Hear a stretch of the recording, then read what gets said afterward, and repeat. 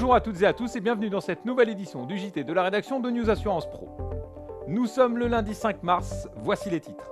Swiss Life France a un peu surpris le secteur avec des résultats certes en baisse, mais particulièrement performants en unité de compte notamment. Ensuite, nous reviendrons sur l'actualité de la semaine dernière avec la première interview de Thierry Martel et les chiffres de l'assurance vie donnés par le GEMA et la FFSA. Résultat encore cette semaine avec le groupe Swiss Life qui voit son chiffre d'affaires augmenter. La branche française présente un résultat plus mitigé avec un chiffre d'affaires en baisse, notamment à cause de l'assurance vie, mais signe tout de même de bonnes performances, comme l'explique Éric Le Baron, directeur général assurance et patrimoine chez Swiss Life France.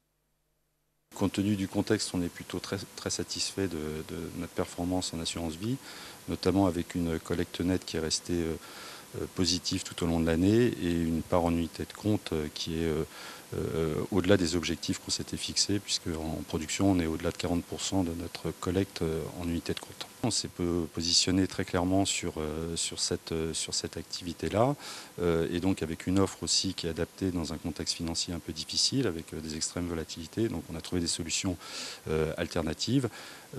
Ensuite, on a mené aussi des politiques de participation aux bénéfices sur nos fonds en euros qui permettaient de favoriser cette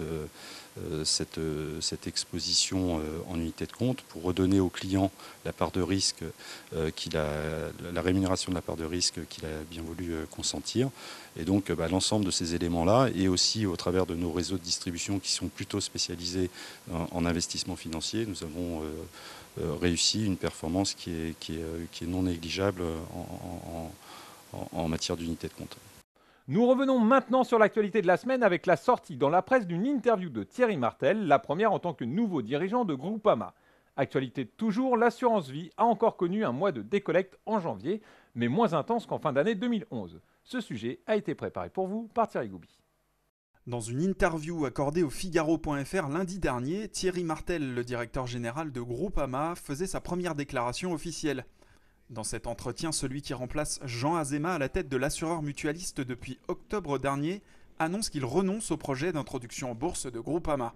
Thierry Martel explique en substance que l'objectif de Groupama n'est plus de devenir l'un des 10 premiers assureurs européens et que l'enseigne devrait présenter un résultat net déficitaire pour 2011, estimé aux alentours de 2 milliards d'euros, notamment en raison de son exposition à la crise grecque. Le directeur général de l'assureur vert précise enfin que la cession de Gann Eurocourtage suivait normalement son cours.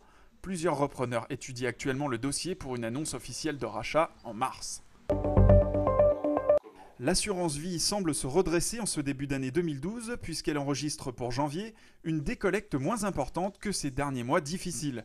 Selon les derniers chiffres de la FFSA et du GEMA publiés la semaine dernière, même si la collecte nette reste négative à moins 1,1 milliard d'euros, elle est en amélioration significative par rapport aux moins 3,8 milliards d'euros du mois de décembre 2011. Enfin, le montant des cotisations collectées par les sociétés d'assurance en janvier 2012 s'établit à 11,9 milliards d'euros, un niveau jamais atteint depuis 9 mois. Maintenant, passons au sommaire de la semaine sur News Assurance Pro.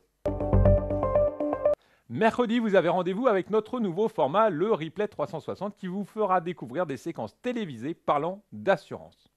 Voilà, c'est la fin de cette édition. Pas de JT, pas d'hebdo la semaine prochaine. Je vous donne donc rendez-vous dans 2 semaines. D'ici là, très bonne lecture à toutes et à tous.